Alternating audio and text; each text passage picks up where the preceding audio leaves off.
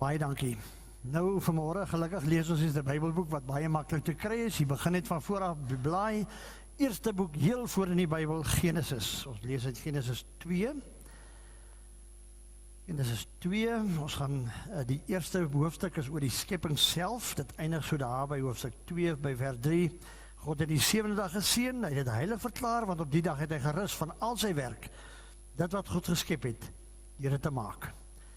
Interessant, hy begin hierdie gedeelte van Genesis begin met die skepping, met die woord skep, en dit eindig met die woord skep. 'n pragtige gedig oor die skepping.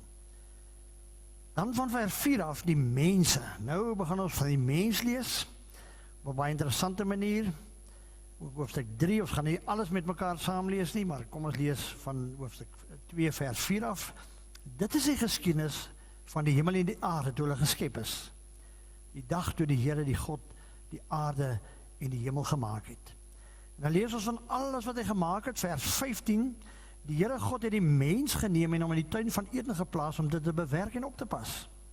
Die Here God het die mens beveel, van al die bome in die tuin mag jy na hartelus eet, maar van die bome van die kennis van goed en kwaad, daarvan mag jy nie eet nie, want die dag wanneer jy daarvan eet, sal jy beslis sterf. Die Here God het ook gesê, dis nie goed dat die mens alleen is nie. Ek sal vir hom 'n helper maak as sy gelyke. As sy gelyke. Nie as sy slavin nie, maar as sy gelyke. Dan lees ons dan hoe die mens geskep is en hoe dit eintlik uitjubel. Hy sing 'n loflied, die eerste loflied. Dis nou iemand soos ek. Hy het vir haar onmiddellik tot oor sy ore verlief geraak op haar en dit was man en vrou. Dan vers 3 lees ons die verhaal van die slang. Nou ons is baie negatief oor 'n slang en baie van die oosterse omgewing waarin die Bybel ontstaan het in daardie tyd was 'n slang eintlik 'n baie slim dier. Dikwels was die slang die simbool van selfs genesing en wysheid. Jy sal ook sien vandag het ons iets van daai erfenis.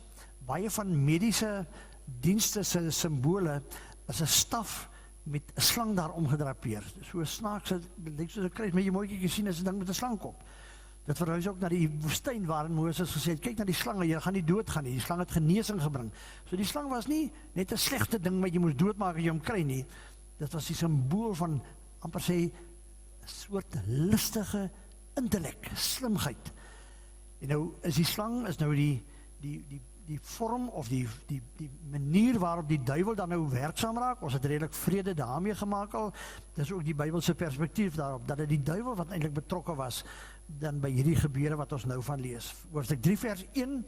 Die slang was listiger as al die diere van die veld wat die Here God gemaak het. Hy het vir die vrou gevra, is dit werklik so dat God gesê het, julle mag nie eet van enige boom in die tuin nie? Die vrou die slang geantwoord, die vrugte van die boom in die tuin mag ons eet, maar oor die tuin van die boom in die middel van die tuin is, het God gesê, julle mag daarvan nie eet nie, en dit nie aanraak nie, anders sterf julle. Die slang sê toe vir die vrou, julle sal beslis nie sterf nie. Dit is wat die duiwel tot vandag toe doen. Die duiwel sê, ek praat waar, God lieg. Moenie God glo nie, glo vir my. Ek gaan vir julle help om die regte waarheid in die hande te kry.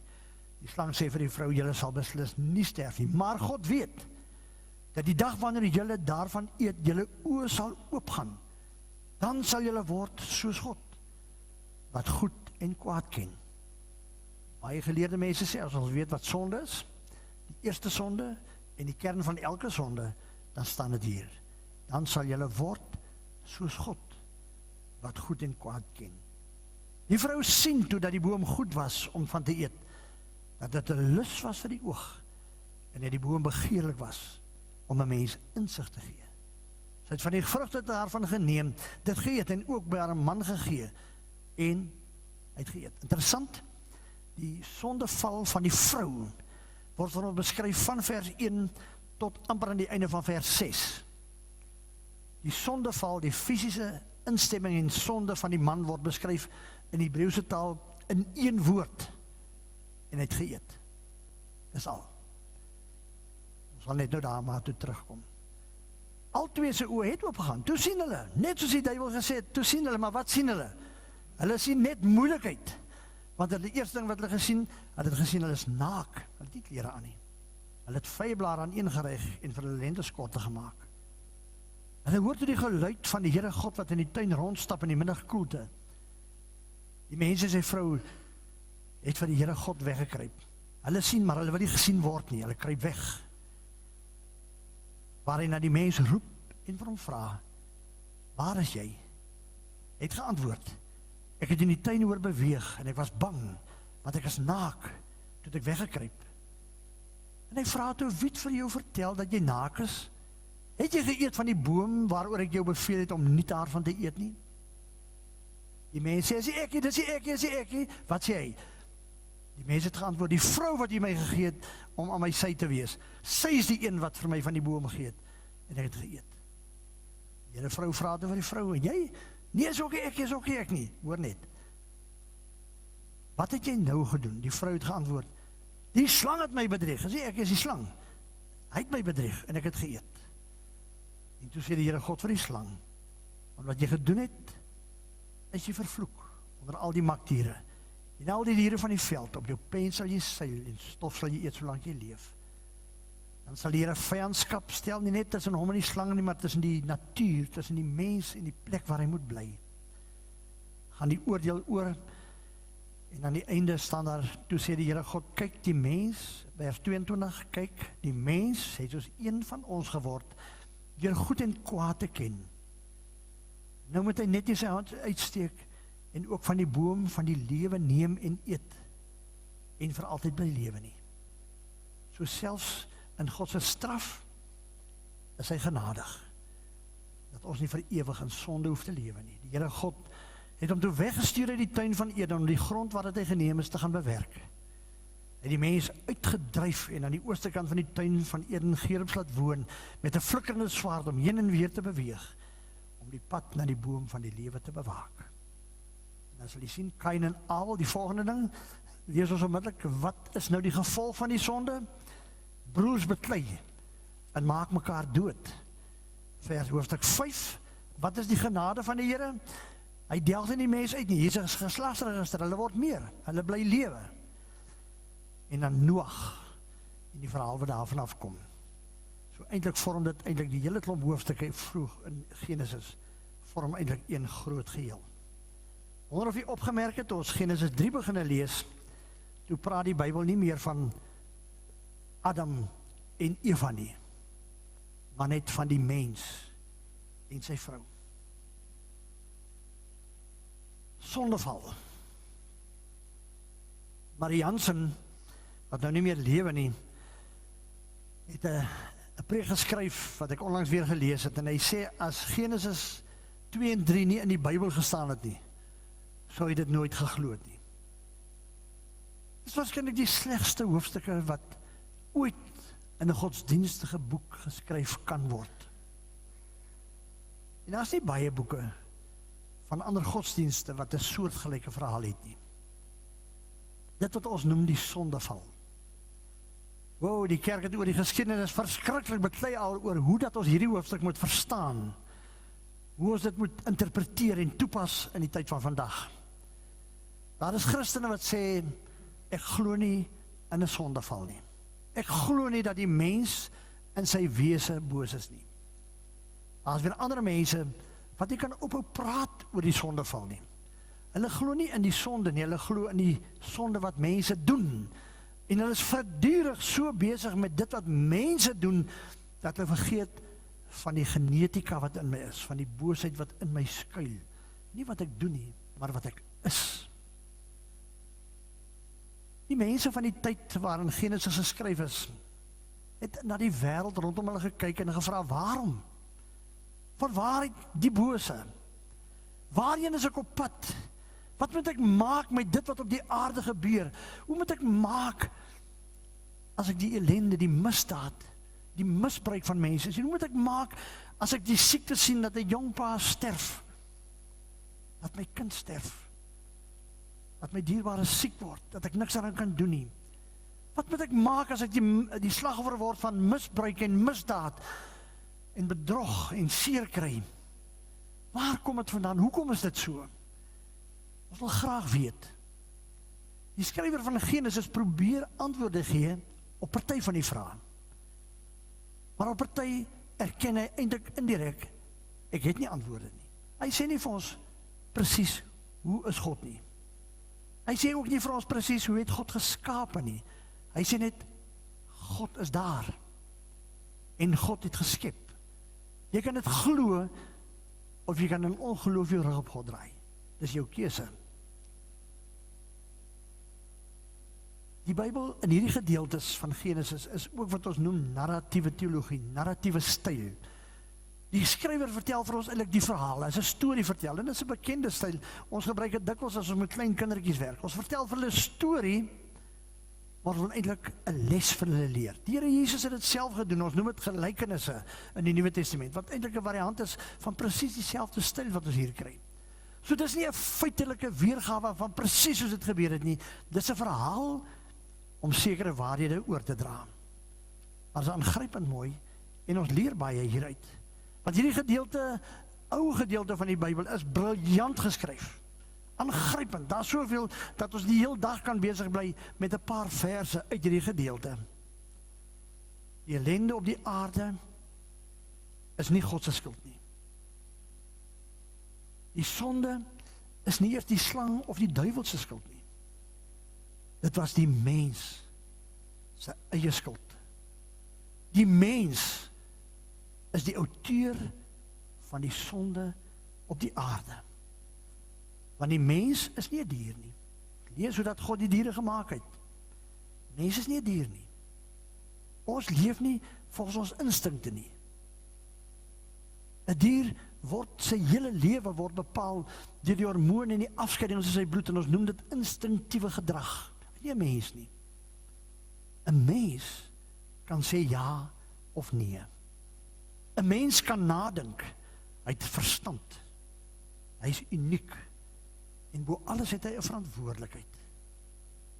En daarom wil hierdie verhaal vir ons sê, hou op om die skuld altyd te verplaas. Die sonde kom van die mens af. Wat is die gevolg van die sonde? Ons lees hier, die eerste ding, die mense word skaam vir mekaar. Breek die verhouding tussen mense.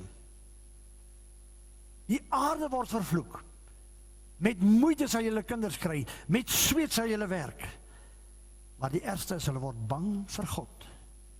Die verhouding met God word verbreek. Dit wil sê, sonde veroorsaak breuk tussen mense,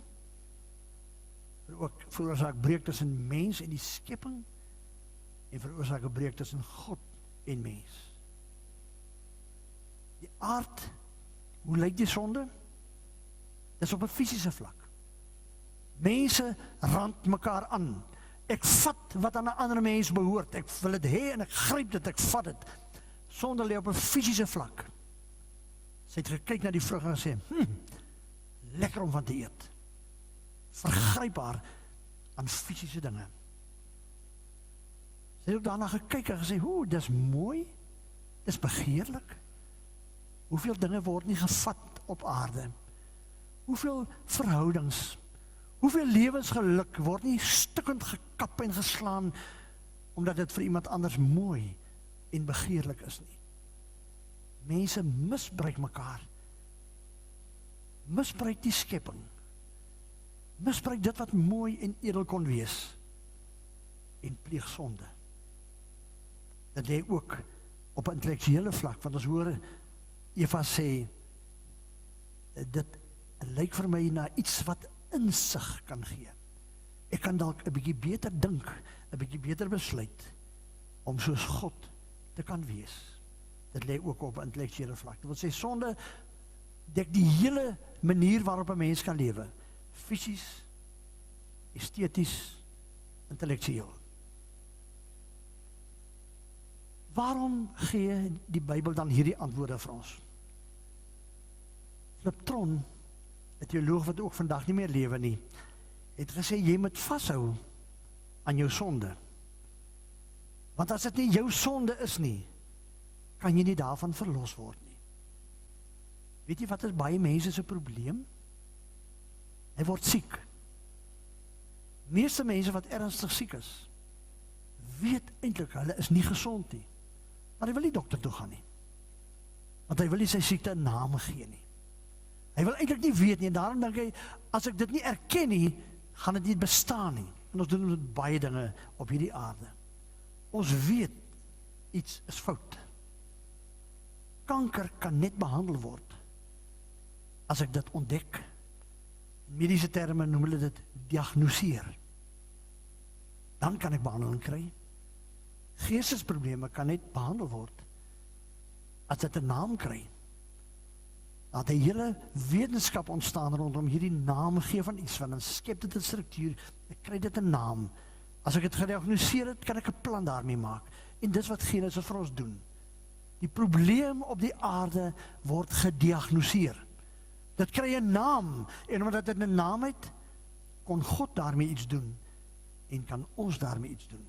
Die probleem op die aarde, lê by die sonde van die mens. Dikwels word hierdie verhaal misbruik om te sê, dis die vrou se skuld. Dit vat 6 verse amper, vir die Genesis skrywer, om te vertel hoe dat die vrou verlei het. En sy het eers vasgeskop. Sy het gesê, nee, dis nie waar nie. Die Here het dit gesê, die Here het dat gesê. Sy probeer teenstand bied teen die duiwel. Uiteindelik oortuig hy haar op 'n baie slinkse manier. Dan sê ons, dis die vrou se skuld. En die man, hy het eers probeer teenstand bied nie. Hy het sommer gevat en geëet. In een woord val die man in dieselfde sonde. En dit wys ons eintlik die twee uiterstes van sonde besef en die aard van die sonde. Die een is 'n oormatige ambisie om te wil wees soos God is. Ons hier oor nalees het die nuwe groot baswoord in die media wêreld, intelligensie, artificial kunsmatige intelligensie, AI, baie sterk na vore gekom. Daar was 'n tyd wat die mense gesê het, moenie kyk na hierdie goed nie. Moenie mikroskope en teleskope maak nie. Want dan kyk ons waar ons nie moet kyk nie. Ons sien wat ons nie moet sien nie. Ons meng in God se skepping. Daar was 'n stadium toe ek jonger was, het hulle vliegtuig gevat en bo in die wolke gaan vlieg, hoog opgevlieg. En dat hulle die wolke bestuif, hulle het goed op die wolke gespuit sodat dit moet reën. Of dat dit nie moet haal nie, hulle het letterlik wolke gemanipuleer. En die mense was in opstand, ons meng in God se natuur. Af was 'n tyd toe hulle gesê het, moenie gate boor in die grond nie. Jy weet nie wat gaan jy kry nie. Moenie water onder die grond uithaal nie, van dis dat dink ons nie eers 2 keer daaroor nie. Net voor ek in die huis uit is het gesien, Stefan Joubert praat ook vanmôre in die boodskap oor die TV daaroor. Ek sal graag dit wil gaan luister. Hy sê ons moet nie bang wees nie. Moderne tegnologie, rekenaars, moet ons in staat stel, nie om meer soos God te word nie, maar om meer te leer van God, sodat ons sy liefde en sy genade kan leer ken. Ek dink God daag ons uit. Moenie bang wees daarvoor nie, maar moenie soos Eva dit gebruik om soos God te probeer wees nie, want ongelukkig is dit wat ons vandag nog doen. Die beste voorbeeld in die onlangse geskiedenis, toe die mens die energie wat opgesluit is in 'n atoom ontdek. Besef hulle met hierdie tegnologie kan ons meer en goedkoper elektrisiteit maak as wat ons ooit gedroom het. Ons kan kanker gesond maak. Ons kan die wêreld 'n baie beter plek maak met atoomtegnologie. En dis goed. Maar wat maak hulle? Bomme, wapens, wat 10.000 mense in 'n sekond vernietig, laat verdamp. En die teleurstelling daarvan is die teleurstelling van die skepping. God sê, daar's die skepping, daar's die tuin, speel, geniet dit, ontdek dit, sien my raak, praat met my, dank my daarvoor, jubel daaroor. Wat maak die mens? Hy wil meer soos God word. En hy rebelleer. En hy word 'n sondaar. Oppas daarvoor. Aan die een kant word soos God. Baie mense stort sommer in duie soos Adam. Ons kan amper sê 'n lamsakkige ambisie. Lamsakkigheid wat sê, ag, ek gaan nie beklei daarteen nie, kom ek gaan saam met die stroom. Sê altyd my katkesande, die maklikste rigting om te gaan is afdraande. Dis wat die sonde julle doen. Afdraande. volgende ding wat ons net op kan let op dat Adam en Eva nie by die naam genoem word nie. Die skrywer skryf so, dat ek my naam in die verhaal kan skryf. Doelbewus laat hy die name uit. Want hy sê daarmee, dis nie die verhaal van ander mense nie. Dis jou verhaal.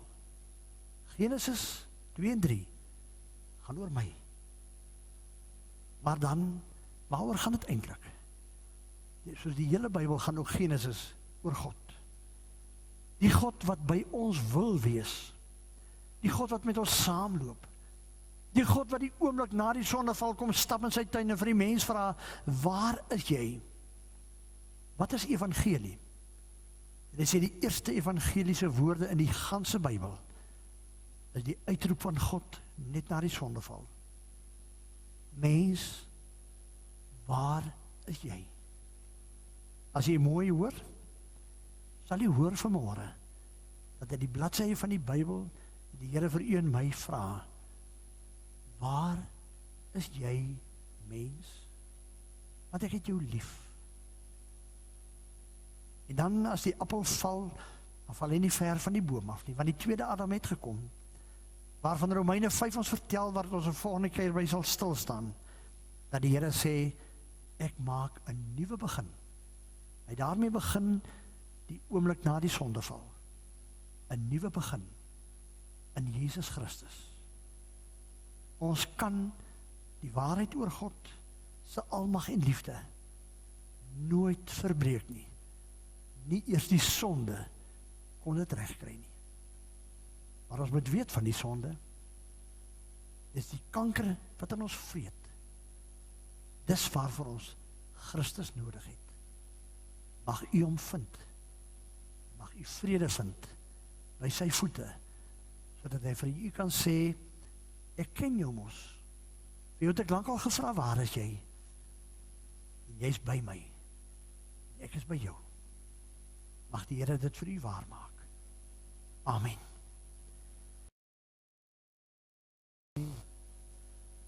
U gaan huis toe nie alleen nie. Die Here gaan met u. Dis die een besondere gawe wat ons het. In Latyn praat hulle van coram deo. God is oral. Hy is altyd by en naby my.